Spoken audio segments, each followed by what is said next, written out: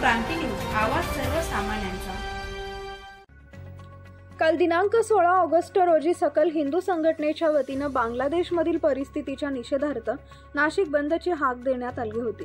त्यासाठी हिंदू समाजाच्या वतीने नाशिक शहराच्या दूध बाजार चौक मंडई या भागात दुकान बंद करण्यावरून तुफान हाणामारी व दगडफेकीचे प्रकार समोर आले होते। यासाठी कायदा व सुव्यवस्था राखण्यासाठी पोलिसांनी मोठा बंदोबस्त ठेवला होता।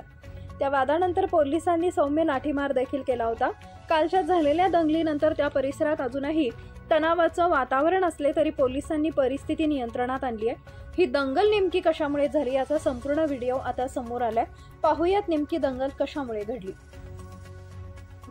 महाराष्ट्र क्रांती न्यूज साठी विशेष प्रतिनिधी नाशिक।